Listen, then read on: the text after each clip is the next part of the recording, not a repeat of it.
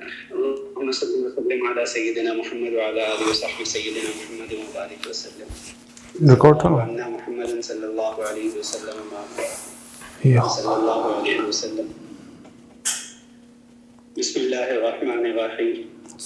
وعن معاذ رضی اللہ عنہ انه سأل النبي صلى الله عليه وسلم عن افضل الايمان قال ان تحب الله وتبغض الله وتعمل لسانك في ذكر الله. قال وماذا يا رسول الله؟ قال وأن تحب للناس ما تحب لنفسك وتكره لهم ما تكره لنفسك. رواہ احمد. حضرت معاذ رضی اللہ عنہ کہتے ہیں کہ انہوں نے رسول اللہ صلی اللہ علیہ وسلم سے سوال کیا کہ اللہ کے نبی سب سے افضل ایمان کون سا ہے؟ تو آپ صلی اللہ علیہ وسلم نے فرمایا کہ تو جس کسی سے بھی محبت کرے اللہ کے لیے کرے اور بغض بھی اللہ کے لیے رکھے اور اپنی زبان کو اللہ کے ذکر میں مشغول رکھ. انہوں نے معاذ رضی اللہ عنہ نے پوچھا اللہ کے نبی اور کیا؟ آپ صلی اللہ علیہ وسلم نے فرمایا تو لوگوں کے لیے وہی کچھ پسند کر جو اپنے لیے پسند کرتے ہو اور جو چیز ان کے لیے ناپسند کرو وہ اپنے لیے بھی ناپسند کرو. جزاک اللہ جی. بسم اللہ الرحمن الرحیم. رب اشرح لی صدری ویسر لی امری واحلل عقدۃ من لسانی یفقہوا قولی. اچھا، تو یہ حدیث بھی حضرت معاذ رضی اللہ عنہ سے مروی ہے. ان کے بارے میں ایک قصہ میں آپ کو سناؤں کہ ابو ادریس خولانی رحمۃ اللہ جو ہے ایک تابعی ہیں. وہ فرماتے ہیں کہ میں نے ایک دفعہ ایک شخص کو دیکھا، یعنی بہت خوبصورت ینگ لڑکے کو میں نے دیکھا جو مجلس میں گھرا ہوا تھا. وہ اتنا خوبصورت آدمی اور اس کے دانت کہتے ہیں کہ بالکل موتیوں جیسے سفید چمک رہے تھے. اس کا منہ بہت خوبصورت تھا اور کہتے ہیں کہ لوگ ان کے ارد گرد بیٹھے ہوتے تھے اور کوئی مسئلہ ہوتا تھا تو سب جو ہیں اس لڑکے کی طرف، اس آدمی کی طرف دیکھنا شروع کر دیتے تھے کہ یہ کیا کہتے ہیں، اس کو اپروو کرتے ہیں یا ڈس اپروو کرتے ہیں. تو وہ جو کہتے تھے تو وہ لوگ جو آس پاس جو تھے وہ ان کو مانتے تھے، کہتے ٹھیک ہے انہوں نے صحیح کہا.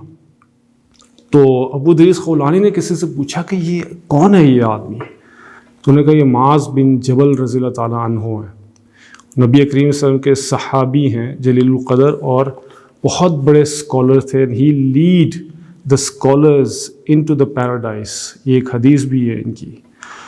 تو وہ فرماتے ہیں کہ اگلے دن میں دوبارہ گیا ان سے ملنے کے لیے، تو وہ وہاں پر نماز پڑھ رہے تھے. تو میں جا کے ان کے ساتھ بیٹھ گیا.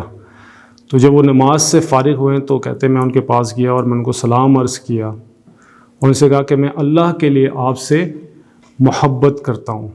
تو انہوں نے کہا آپ واقعی اللہ کے لیے مجھ سے محبت کرتے ہیں؟ انہوں نے کہا جی میں آپ سے اللہ تعالیٰ کے لیے محبت کرتا ہوں. تو یہ ان کا ایک واقعہ وہ سناتے ہیں کہ حضرت معاذ بن رضی اللہ عنہ جبل رضی اللہ عنہ کہ کتنے جلیل القدر صحابی تھے اور one of the greatest scholars تھے، اور اسکالرس کو لیڈ کریں گے پیراڈائز میں. قرآن مجید کو لکھنے میں ان کی بھی پارٹیسپیشن ہے اس میں.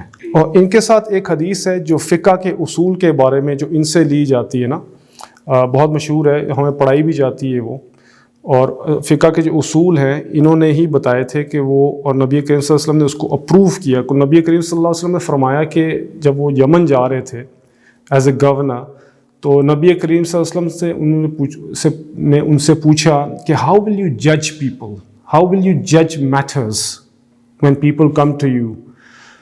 تو انہوں نے کہا جی کہ میں جج کروں گا تھرو کتاب اللہ. پہلی چیز انہوں نے کہا کتاب اللہ. تو نبی کریم صلی اللہ علیہ وسلم نے فرمایا اگر آپ کتاب اللہ میں نہ پائیں اس مسئلے کو تو پھر کیا کریں گے آپ؟ تو انہوں نے کہا کہ پھر میں سنت رسول صلی اللہ علیہ وسلم سے اس مسئلے کو تلاش کروں گا. تو انہوں نے کہا اگر آپ اس سے بھی اگر تلاش نہ کر سکے تو پھر آپ کیا کریں گے؟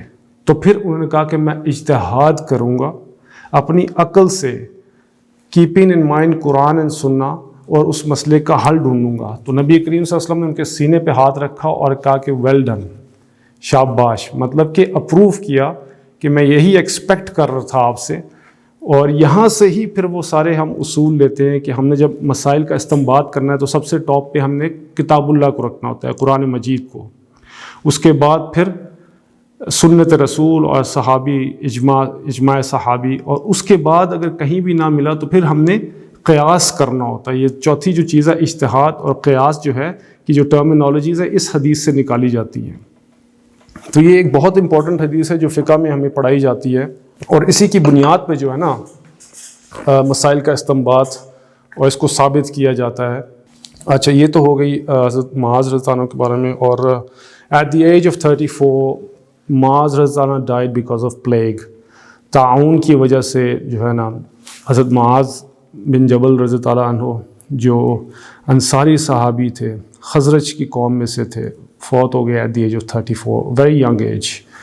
اچھا، اب اس حدیث میں حضرت معاذ رضی اللہ عنہ فرماتے ہیں کہ میں نبی کریم سے پوچھا، حضرت معاذ رضی اللہ عنہ بہت سارے اور بھی سوالات پوچھے تھے، اس میں سے ایک جو سوال تھا کہ جنت میں کیسے داخل ہوں، تو بہت مشہور حدیث ہے جو آپ نے طارق جمیل صاحب کو بھی کافی دفعہ یہ حدیث کوٹ کرتے ہوئے سنا ہوگا بھی، اخذ باللسانہ، کہ جنت میں جانے کا طریقہ انہوں نے کہا اخذ باللسانہ، زبان پکڑ کے نبی صلی اللہ علیہ وسلم نے کہا کہ یہ چیز، اس چیز کو آپ کنٹرول کریں۔ وہ سب چیزیں پہلے گنائی نبی کریم صلی اللہ علیہ وسلم نے، فرض، واجبات، سنت، عبادات، معاملات، اور کہتے ہیں ان سب کا میں نچوڑ بتاؤں آپ کو، نچوڑ؟ انہوں نے کہا جی بتائیے، اخذ باللسانہ۔ تو کہتے ہیں معاذ رضی اللہ عنہ فرماتے ہیں کہ یا رسول اللہ کہ زبان کی وجہ سے؟ کہتے ہیں تجھے تیری ماں روئے، مطلب عربی کا ایک محاورہ ہے، کہتے ہیں یہ زبان ہی ہے جس کی وجہ سے لوگوں کو اوندے منہ جو ہے نا گھسیٹ کے جہنم میں ڈالا جائے گا۔ تو یہ اتنی خطرناک چیز ہے کہ جس کی وجہ سے دنیا میں جو فسادات ہوتے ہیں وہ سارے اس کی وجہ سے ہوتے ہیں، چاہے اسکولز میں ہو، کالجز میں ہو، آرگنائزیشنز میں ہو، یا ٹی وی پہ ہو۔ ابھی جتنے بھی میں کبھی یہ نیوز یوٹیوب وغیرہ میں دیکھتا ہوں نا، تو یہ اینکرز جو ہیں، رپورٹرز جو ہیں، جس طرح آگ لگا رہے ہوتے ہیں نا، توبہ توبہ۔ میں کہتا ہوں کہ یار کہ یہ زبان جو ہے نا، یہ واقعی ہی ایک ایسی چیز ہے جس سے لوگوں کو گھسیٹ کے دوزخ میں ڈالا جائے گا۔ تو آج کی حدیث بھی کچھ اسی کے بارے میں ہی ہے کہ اس کا استعمال جو ہے کس طرح کرتا ہے، حقوق العباد کے بارے میں، اور ایک اس میں چیز ہے حقوق اللہ کے بارے میں۔ تو نبی کریم صلی اللہ علیہ وسلم سے انہوں نے سوال پوچھا کہ افضل ایمان کون سا، ایمان میں افضل کون سا ہے؟ تو پیچھے جو جواب تھا وہ خلق حسن تھا، پچھلی آیت میں جو حدیث میں ہم نے پڑھا کہ اعلیٰ اخلاق ہو گیا۔ اب یہاں پر ثلاثہ تین چیزیں لے کے آئے نبی کریم صلی اللہ علیہ وسلم۔ ایک تو اللہ کے لیے بغض رکھنا، اللہ کی رضا کے لیے، اور اللہ ہی کے لیے محبت رکھنا۔ نمبر 2 ذکر، اور نمبر 3 جو ہے اپنے بھائی کے لیے وہ چیز پسند کریں جو خود کے لیے کرتے ہیں، ٹھیک ہے نا؟ تو یہاں پر کوئی تعارض نہیں ہے کہ آپ کہیں کہ جی پچھلی حدیث میں کچھ اور جواب دیا ہے، یہاں پر کچھ اور نبی کے ساتھ جواب دیا۔ میں نے آپ کو یہی بتایا تھا کہ نبی کریم صلی اللہ علیہ وسلم سائل کے مطابق جو ہے نا جوابات دیتے ہیں۔ اگر اچھے اخلاق جو ہیں اس کو آپ اگر کل بنا دیں تو اس کی جزیات میں جو تینوں چیزیں آ جاتی ہیں، ٹھیک ہے، جو نیچے آ رہی اس کی برانچز بن جاتی ہیں۔ تو اس میں کوئی تعارض نہیں ہے کہ نبی کریم صلی اللہ علیہ وسلم نے یہاں ڈفرینٹ جواب دیا اور وہاں ڈفرینٹ جواب دیا، بات ایک ہی ہے۔ تو اس میں پہلی چیز جو ڈسکس کرنی ہے وہ یہ تھی کہ ان تحب للہ، کہ آپ اللہ تعالیٰ کی رضا کے لیے بغض رکھیں اور اللہ تعالیٰ ہی کی رضا کے لیے جو ہے نا محبت کریں۔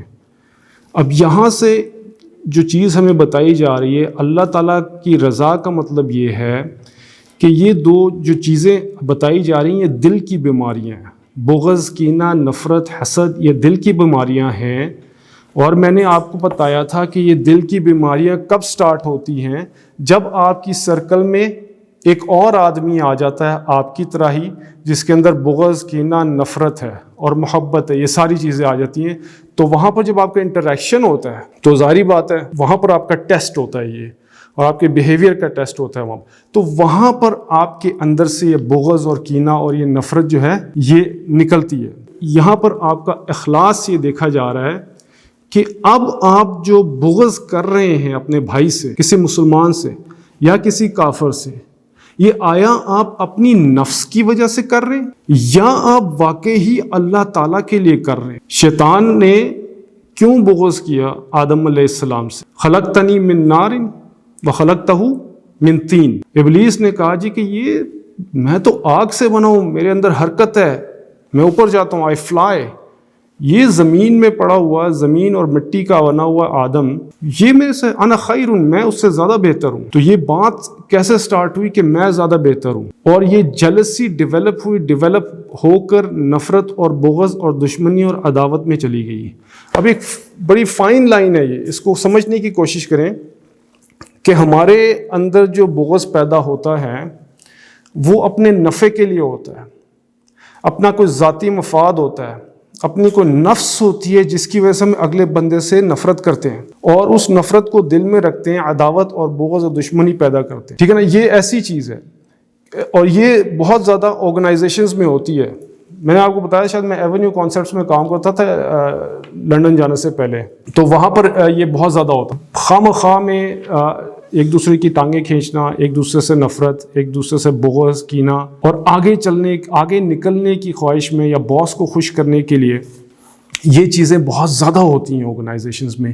تو یہ والا جو بغض ہے یہ وہ بغض ہے جو اپنی ذات کے لیے، اللہ تعالیٰ کے لیے نہیں ہے. شب قدر والے دن اللہ تعالیٰ فرماتے ہیں کہ سب کی معافی ہے سوائے دو بندوں کے. ایک وہ جو بغض رکھتا ہے، کینہ رکھتا ہے اپنے دشمن، تو اس میں سے ایک چیز یہ ہے کہ شب قدر میں اللہ تعالیٰ کہتے ہیں بنو کلب کی جو بکریاں ہیں نا، وہ بہت بڑا ان کا ریوڑ ہوتا تھا اس قبیلے کی، تو ان کے جتنے بھی جسم پہ بال ہیں اس کے برابر لوگوں کی میں مغفرت کروں گا، لیکن جو بغض اور کینہ رکھنے والا ہے اس کی میں مغفرت نہیں کروں گا.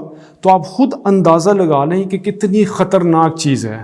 تو یہاں پر آپ کا اخلاص اللہ تعالیٰ دیکھنا چاہ رہے ہیں کہ آپ فلانا آدمی سے بغض کیوں رکھ رہے ہیں.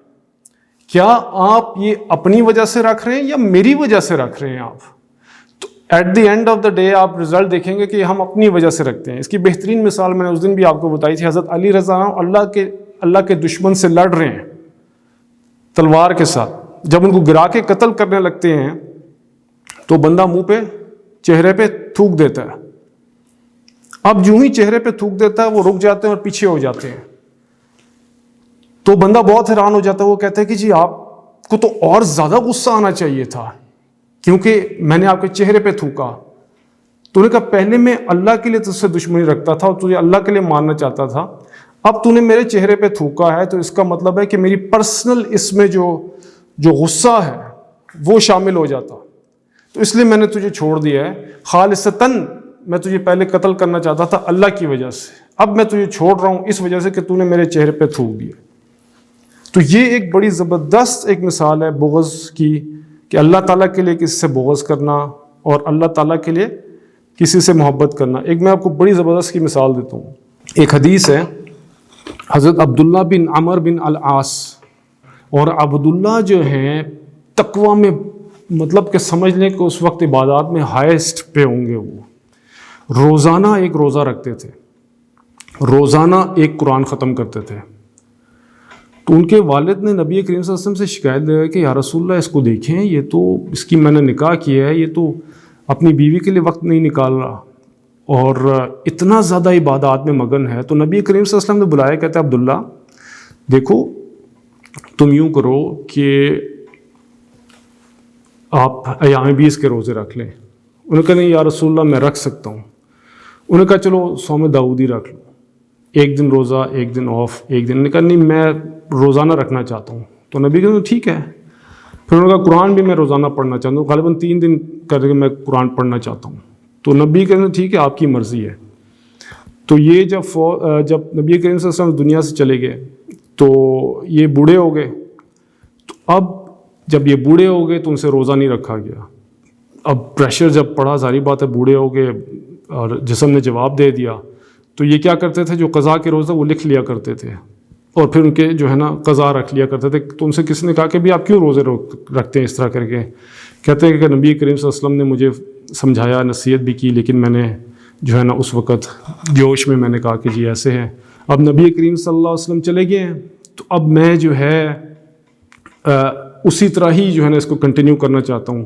میں اس چیز کو چھوڑنا نہیں چاہتا جو میں نے نبی کریم صلی اللہ علیہ وسلم مجھے کہا تھا. تو یہ صحابی کا میں نے قصہ اس لیے سنا ہے کہ ان کا تقویٰ کا لیول میں آپ کو بتانا چاہ رہا ہوں. یہ تقویٰ کا ان کا لیول ہے. ایک مجلس میں یہ بیٹھے ہوئے ہیں, نبی کریم صلی اللہ علیہ وسلم بیٹھے ہیں, باقی صحابی بھی. ایک شخص دروازے کے اندر سے آتا ہے, نبی کریم صلی اللہ علیہ وسلم فرماتے ہیں کہ یہ شخص جنتی ہے. اگلے دن پھر وہی شخص آتا ہے, کہتے ہیں دروازے میں جو شخص آئے گا وہ جنتی ہے. تو ایک کوئی صحابی ہوں گے وہ, تو حضرت عبداللہ بن عمر نے کہا کہ یار یہ کیا ایسی عبادت کرتا ہے کہ نبی کریم صلی اللہ علیہ وسلم نے اس کو جنت کی بشارت دے دی. تو وہ ان کے پاس جاتے ہیں اور کہتا ہے چچا میں آپ کے پاس اگر 1-2 دن رہ لوں تو کوئی مسئلہ تو نہیں ہے, مجھے کچھ پرابلمز ہیں یہ وہ. تو بتایا نہیں کیوں آئے وہ. تو اب کہتے ہیں میں دیکھنا چاہتا تھا کہ ان کی عبادات کیا زبردست عبادات ہوں گی, ساری رات روتے ہوں گے, یہ ساری رات تہجد پڑھتے ہوں گے, نماز میں ہوں گے, سجدے میں ہوں گے. تو ان کے تو ذہن میں یہ بات آئی. تو جا کے وہ ان کے پاس چلے جاتے ہیں رات کو. اب یہ تہجد گزار, نماز پڑھنے والے, تو کہتے ہیں کہ عشاء کی نماز پڑھی اور پڑھنے کے بعد کہتے سو گئے. میں نے کہا شاید اب تہجد میں اٹھیں گے. کہتے ہیں پھر میں تہجد میں اٹھا. تو کہتے وہ تہجد میں بھی نہ اٹھے. پھر صبح فجر کی نماز پہ اٹھے, پھر ظہر پڑھی انہوں نے, پھر اس طرح ہی عصر, مغرب, عشاء, بس 5 نمازیں اپنی جماعت کے ساتھ. 2 دن رہا. تیسرے دن میں نے کہا کہ چچا میں جا رہا ہوں. تو میں جس مقصد کے لیے آیا تھا وہ تو یہ تھا کہ نبی کریم صلی اللہ علیہ وسلم نے آپ کو فرمایا تھا کہ آپ جنتی ہیں, اور میں یہ سمجھ رہا تھا کہ آپ پتہ نہیں کس قسم کے اعمال کرتے ہوں گے رات کو, کتنا روتے ہوں گے, کتنا آپ سجدوں میں ہوتے ہوں گے, کتنا آپ قرآن پڑھتے ہوں گے. تو آپ کی تو بالکل نارمل مطلب 5 وقت کی نماز ہے, تو پھر کیا ہے ایسی بات. تو میں تو یہ پوچھنے آیا تھا. وہ جاننے لگے تو کہتا ہے یار ایک چیز ہے جو میں کرتا ہوں. ان کا جی وہ کیا کرتے ہیں آپ؟ انہیں کہتے ہیں کہ رات کو جب میں سوتا ہوں تو اس وقت میرا سینہ جو ہوتا ہے ہر کسی کے بھی جو بغض ہے اور کینہ اور نفرت ہے اس سے پاک ہوتا ہے. میرا سینہ رات کو سوتے ہوئے بالکل صاف ہوتا ہے, میں کسی کے بارے میں بغض اور کینہ اور نفرت نہیں رکھتا ہوں. تو آپ اندازہ لگائیں کہ ایک شخص کی تقوی کا لیول کیا ہے, اور ایک بندہ صرف 5 وقت کا نمازی ہے لیکن سینہ صاف ہے, اس کا بغض کینہ نفرت نہیں ہے کسی کے لیے, اپنے مسلمان بھائی کے لیے یا کسی اور کے لیے. لیکن ان کا درجہ دیکھیں کہ نبی کے نے دنیا میں ان کو بشارت دے دی جنت کی. تو اب آپ اندازہ لگائیں کہ یہ بغض کتنی خطرناک چیز ہے, کہ اس بغض سے انسان کو بچنا چاہیے. اور اگر آپ نے بغض رکھنا ہے تو اللہ کے لیے بغض رکھیں. اللہ کے لیے بغض کا کیا مطلب ہے, جو میں نے بھی حضرت علی رضی اللہ عنہ کی مثال دی آپ کو. اور ایک دفعہ حضرت عبد الرحمن رضی اللہ عنہ جب مسلمان نہیں ہوئے, بعد میں مسلمان ہو گئے, انہوں نے کہا ابو, اپنے حضرت ابوبکر رضی اللہ عنہ کو فرمایا کہ ابا آپ کو پتہ ہے جب ہم اس میں بدر میں جب لڑ رہے تھے, ایک ٹائم آیا تھا کہ آپ میرے زد میں آ چکے ہوئے تھے, میں تلوار لگاتا آپ کو تو آپ نے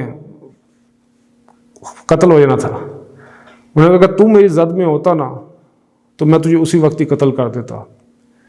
تو مطلب کہ بیٹا ہے, دل کا ٹکڑا ہے. انہوں نے کہا کہ جب اللہ کے لیے تو میرے سامنے آ جاتا نا تو میں تیری گردن اڑاتا.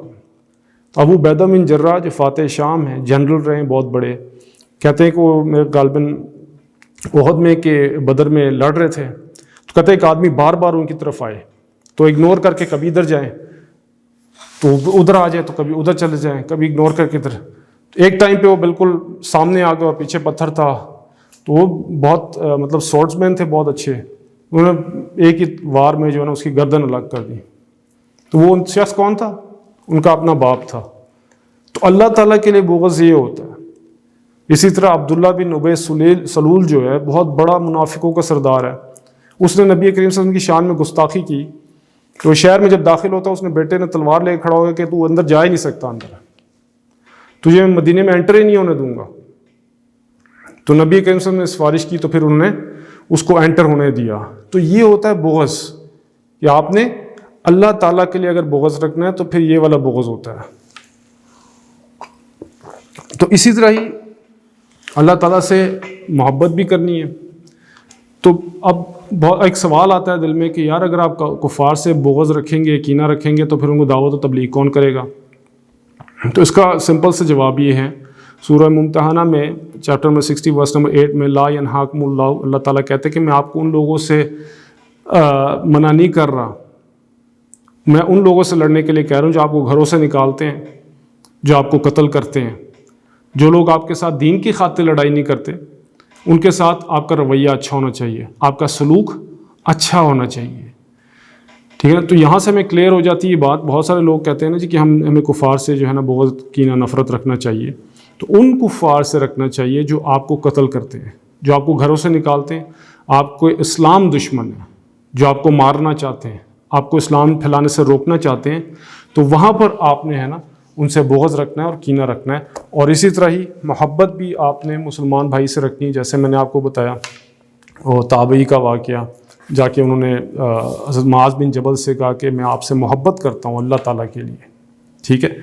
تو یہاں سے ہمیں اس کا پتہ چلا بغض کا اور محبت کا، اس کا کیا مطلب ہے۔ پھر اللہ سیکنڈ جو چیز بتائی ذکر اللہ۔ دیکھیں ذکر جو ہے نا اس کو اکثر لوگ بہت لائٹلی لیتے ہیں، but I myself have witnessed it کہ this is one of the most powerful ways of connecting to Allah سبحانہ و تعالیٰ۔ جس طرح ایک ماں اپنے بچے سے محبت کرتی ہے نا، اور ماں چاہتی ہے کہ اس کا بچہ ہمیشہ اس کی آنکھوں کے سامنے رہے، اسی طرح اللہ سبحانہ و تعالیٰ بھی چاہتے ہیں کہ اس کا بندہ ہمیشہ ان کے ساتھ رابطے میں رہے۔ اور اس رابطے میں رہنے کے لیے اللہ تعالیٰ نے ان کو دو ٹولز دیے ہیں ہمیں، ایک ہے آپ کا دل اور دوسری آپ کی زبان۔ ان دو ٹولز کے ذریعے ہم اپنے اللہ سے رابطے میں رہ کر، مسلسل رابطے میں رہ کر ایک تعلق قائم کر لیتے ہیں۔ اور جب اس تعلق کو جب ہم قائم کر لیتے تو ہمارے ہڈی ہڈی بوٹی بوٹی روئیں روئیں سے اللہ اللہ اللہ کا ذکر جو ہے نا جاری ہو جاتا ہے۔ اس کو کہتے ہیں وقوف قلبی۔ اس لیے اللہ تعالیٰ کہتے ہیں یا ایھا الذین آمنوا اذکروا اللہ ذکرا کثیرا وسبحوہ بکرۃ واصیلا، کہ اے ایمان والو اللہ تعالیٰ کا کثرت سے ذکر کیا کرو۔ کسی بھی عبادت کے لیے اللہ تعالیٰ نے یہ نہیں کہا کثرت سے عبادت کیا کرو، یہ واحد عبادت ہے جس کے بارے میں اللہ تعالیٰ نے کوئی ٹائم لمٹ نہیں دی ہوئی۔ اس میں ایک حصہ یا ایھا الذین آمنوا اور دوسرا ہے کہ ذکرن کثیرہ کی بات آ رہی ہے۔ اب یا ایھا الذین آمنوا کیوں کہہ رہے ہیں، یا ایھا الانسان کیوں نہیں کہا اللہ تعالیٰ نے؟ کیونکہ ایک اس میں سمجھ لیجیے کہ ایک تعلق ہے، ایک رشتہ داری ہے۔ میں نے اس کا ایک دفعہ ترجمہ کیا، وہاں کسی مسجد میں بیٹھا ہوا تھا بات سمجھانے کے لیے، تو میں نے کہا کہ اس کا مطلب ہے کہ اللہ تعالیٰ فرما رہے کہ اے میرے رشتہ داروں۔ تو وہ بیان ختم کر کے میں گیا تو مولوی صاحب کہتے ہیں یار یہ آپ نے کس طرح کا ترجمہ کر دیا، اے میرے رشتہ داروں تو نہیں اس کا ترجمہ۔ میں نے کہا میں نے بات سمجھانے کے لیے کی ہے، میں نے کہا اللہ اور ہمارے اندر کوئی رشتہ نہیں ہے، آقا اور بندے کا رشتہ ہے نا، خونی رشتہ تو نہیں کہہ رہا میں، آقا اور بندے کا رشتہ ہے۔ اس رشتے کی بنیاد پہ میں کہہ رہا تھا کہ اللہ تعالیٰ اپنائیت بتا رہے ہیں کہ مجھے یاد کرو آپ، اور کثرت سے یاد کرو آپ، ٹھیک ہے نا۔ اب یہ کیوں کہہ رہے ہیں؟ کیونکہ ہمارا اللہ تعالیٰ سے بھی کنیکشن بنا ہی نہیں ہے، تو کہہ رہے ہیں اگر آپ کثرت سے یاد کریں گے تو آٹومیٹکلی ایک رشتہ قائم ہو جائے گا اور آپ مجھے یاد کرنا شروع کر دیں گے، کیونکہ آپ اجنبی کو تو نہیں یاد کرتے نا۔ کبھی آپ کے بیٹے نے کہا کہ آپ کہیں باہر جا رہے ہو، آپ کا بیٹا آپ کو یاد آ رہا، آپ کے بیٹے نے کہا ہے آپ کو کہ مجھے یاد کیا کریں بابا، یا آپ کی بیوی نے بھی آپ کو کہا کہ آپ مجھے یاد کریں، کہ یا آپ نے اپنے گھر والوں کو یاد کیا؟ نہیں، یہ ایک نیچرل محبت ہے، یہ تو ان بلٹ اللہ نے ہمارے اندر بائی ڈیفالٹ ڈالا ہوا نا، اس لیے ہمیں وہ یاد آتے ہیں، بتانے کی ضرورت نہیں پڑ رہی۔ لیکن اللہ سبحانہ تعالیٰ کو بتانا پڑ رہا ہے کہ یا ایھا الذین آمنوا اذکروا اللہ ذکرا کثیرا، کہ اے ایمان والو مجھے یاد کرو، تم میرا ذکر کیا کرو تم۔ تو اب ذکر جب زیادہ انسان کرتا ہے تو پھر وہ تعلق اور رشتہ بن جاتا ہے، جس کی وجہ سے آپ پھر ہر وقت اللہ تعالیٰ کو یاد کرتے ہیں۔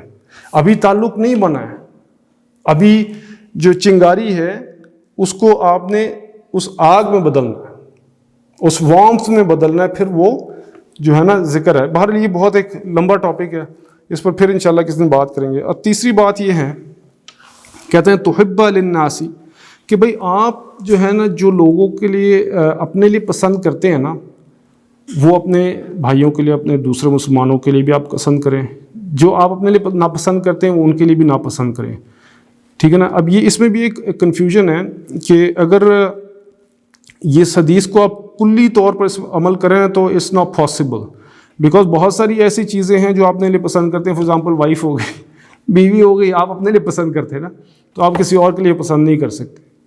اسی طرح بہت ساری اور چیزیں ہوتی ہیں کہ اب میں اپنے بیٹے کو سے محبت کرتا ہوں، کیونکہ یہ جو محبت اللہ تعالیٰ نے ڈالی ہے نا بھائی،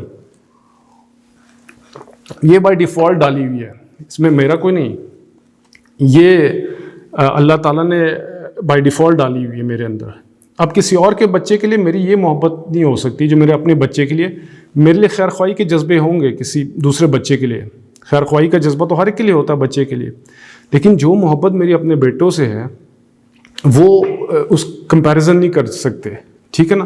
اور بہت ساری چیزیں ہیں، تو اس میں اکثر لوگ پھر وہ بہت زیادہ اس کو لٹرلی اس کی میننگ لیتے ہیں، تو وہ کہتے ہیں کہ جی اب وہ خود اب بڑی مشکل سے اے سی میں سوتے ہیں، تو وہ نوکروں کو بھی لا کے اپنے کمرے میں اے سی میں، کیونکہ اس میں کہا ہوا ہے، بہت اچھی بات ہے، لیکن اس ناٹ پاسبل نا. دیکھیں اس میں پردہ ٹوٹ جاتا ہے آپ کا، اور بہت ساری چیزیں ہوتی ہیں. اب اپنے بچوں کو اپنے بیکن ہاؤس میں ڈالا تو اپنے کام کرنے والوں بچوں کو بھی ڈالنا پڑے گا. بڑی مشکل سے آپ جو ہیں اپنے بچوں کی فیس پوری کریں تو ان کی کیسے کریں گے. اور اس طرح کی بہت ساری چیزیں ہیں. ان کو اگر آپ نے وہ والا بیڈ لے کے دیا تو پھر ان کو بھی وہ والا بیڈ لے کے دیں گے. اچھا پھر وہ والی چیزیں ہیں، پھر ان کو اگر گاڑی لے کے دیے تو پھر ان کے بچوں کو بھی گاڑی لے کے دیں گے. اس لیے یہ قابل عمل نہیں ہے اگر اس طرف ہم اس کو لے کے جائیں گے. تو اس کا مطلب یہ ہے ایکچولی کہ آپ جو اپنے لیے پسند کرتے ہیں نا، اسی کی مثل دوسروں کے لیے پسند کریں. کہ فار ایگزامپل میں کہتا ہوں یار میرے پاس گاڑی ہے نا، تو میں کہتا ہوں اللہ کرے یار میرا جو کام کرنے والا ہے یا میرا مالی ہے، اللہ اس کو بھی اس طرح کی گاڑی دے، ٹھیک ہے نا. مجھے اللہ کے اس طرح کھانا کھلا رہے ہیں پلا رہے ہیں، تو اللہ تعالیٰ اس کو بھی یہی کھانا کھلائیں، یہی پلائیں اس کو. میرے پاس یہ بڑا گھر ہے تو اللہ تعالیٰ اس کو بھی کھلائیں، اس کو بھی گھر دے دیں. اب یہ نہیں کہ میں اپنا گھر اس کو دے دوں خود باہر نکل جاؤں، اٹس ناٹ پاسبل، ٹھیک ہے نا. تو اس کا مطلب ہے کہ آپ گمان اچھا رکھیں اس کے بارے میں کہ آپ یہ کریں. اور بیسک بنیادی چیزیں ہیں، جس طرح کھانا ہو گیا، ظاہری بات ہے ہم جو کھانا کھائیں گے تو جو آپ کے گھر میں کام کرتے ہیں ڈومیسٹک ہیلپرز ہیں، آپ ان کو بھی وہی کھانا کھلائیں گے. اب یہ نہیں کہ آپ گوشت کھا رہے ہیں ان کو دال کھلا رہے ہیں، یہ غلط بات ہے. جو بیسک چیزیں ہیں جو شیئربل ہیں، جو کر سکتے ہیں، وہ کرنی چاہیے، ٹھیک ہے نا. تو یہ خلاصہ ہے ان 3 چیزوں کا جو حضرت معاذ رضی اللہ عنہ نے سوال پوچھا، اور نبی کریم صلی اللہ علیہ وسلم زبردست انداز میں 3 چیزیں بتائی ہیں. اور اب یہ 3 چیزیں مسلسل مطلب بہت بڑے ٹاپکس ہیں یہ، جن پر آپ پوری کتابیں لکھی ہوئی ان لوگوں نے، اور بیانات چلتے رہتے ہیں اس پہ پورے پتہ نہیں کتنے گھنٹوں کے. تو بہرحال میں اس کو سکویز کر کے، اس کو چھوٹا کر کے کوشش کی کہ آپ لوگوں تک پہنچاؤں تاکہ آپ کو بات سمجھ میں آ جائے. تو میرے خیال میں وقت بھی ہو گیا ہے، تو کوئی سوال وغیرہ ہو یا کچھ ہو تو پوچھ لیجیے. جلدی سے کیونکہ بھائی ہماری اس ویک کی لاسٹ کلاس ہے. اچھا جو بھائی آپ بتا رہے تھے حضرت معاذ رضی اللہ عنہ والا کہ وہ جو شخص ان کو ملنے کے لیے آتے ہیں، میں نے آ کے کہا کہ میں آپ سے اللہ کی محبت کرتا ہوں، اور نے اس کو کنفرم کر پا رہے کیا تم واقعی مجھ سے اللہ کے لیے محبت کرتے ہیں؟ جی میں اللہ کی محبت کرتا ہوں. جی تو پھر انہوں نے آگے دیا تھا کہ پھر نا مسلم میں سے کہ جو مسلمان ایک دوسرے سے اللہ کے لیے محبت، اللہ بھی اسے سے محبت، اللہ بھی اسے محبت کرتا. میں نے پڑھا تھا یہ وہی والی ہوگی نا حدیث میں، الخلق عیال اللہ فاحب الخلق الی اللہ من احسن الی عیالہ، کہ میرا کنبہ ہیں یہ سارے، آپ ان سے محبت کریں گے میں آپ سے محبت کروں گا. انہوں نے بلکہ اس چیز کو بڑا ایمفسائز کیا، انہوں نے کہا پھر اللہ بھی اسی طرح محبت کرتے ہیں جیسے تم مجھ سے محبت کرتے ہیں. جی تو انہیں آپس میں صرف اللہ کے لیے محبت ہونا اللہ کو بہت پسند ہے. کویسچن ہے کسی کا تو کیا کیجیے. السلام علیکم. السلام کیا حال استاد جی؟ ٹھیک ٹھاک ہے الحمدللہ جی، اللہ کا شکر. اچھا میرا کوشچن یہ تھا کہ ہمیں کیسے ریلائزیشن ہوگا کہ اگلا پرسن اگر وہ کہہ رہے کہ میں اللہ کے لیے آپ سے محبت کرتا ہوں، تو یہ کیسے ہمیں پتہ لگے کہ واقعی اللہ کے لیے آپ سے محبت کرتے ہیں اور اللہ کے لیے آپ سے نفرت کرتے ہیں؟ ہاں یہ دیکھیں نا، یہ سب سے پہلی بات دیکھیں، جب مسلمان کے بارے میں نا آپ نے ہمیشہ اچھا گمان رکھنا ہے. یہ فرسٹ اینڈ دا فورموسٹ ہے کہ کبھی بھی کسی کے بارے میں آپ گمان برا نہ کریں. وہ یہی سوچنا ہی بغض ہے، یہ ابتدا ہے اس جرم کی جو آپ نے اپنے اندر بیکٹیریا پھینک دیا ہے نا. یہ اس چیز کی ابتدا ہے، اس شک کی کہ آپ سوچ رہے ہیں کہ یار یہ میرے لیے واقعی ہے یا نہیں ہے. یہ اٹ سیلف بغض ہے. ٹھیک ہے. جب آپ سے آگے کوئی کہے کہ جی میں اللہ کے لیے آپ سے محبت کرتا ہوں، تو آپ بھی کہیں جی میں بھی اللہ ہی کے لیے آپ سے محبت کرتا ہوں، بس دیٹس اٹ. آپ مانیں اس کو، چاہے وہ اللہ کے لیے آپ سے کرے یا نہ کرے، آپ نے اچھا گمان کرنا ہے. تو جب آپ اچھا گمان کریں گے نا تو آپ پھر اس حدیث کے اوپر پورا اتریں گے. لیکن اگر آپ نے شک کیا تو میں نے کہا تھا ویری تھن لائن. تو اب یہاں پر کیا ہو رہا ہے کہ اب یہ اللہ سے بات ہٹ گئی اور یہ اب آپ کے نفس پہ بات آ گئی. اب آپ کا نفس ساری کیلکولیشنز کر رہا ہے یہ. تو یہ کیلکولیشنز جو ہے نا اپنے نفس کو نہ کرنے دیں، اس کو آپ نے روکنا ہے. جتنا ہو سکے اپنے مسلمان بھائی پہ آپ نے گمان جو ہے نا ہمیشہ اچھا رکھنا ہے. ٹھیک ہے، جزاک اللہ جی، جزاک اللہ. والسلام ورحمۃ اللہ وبرکاتہ.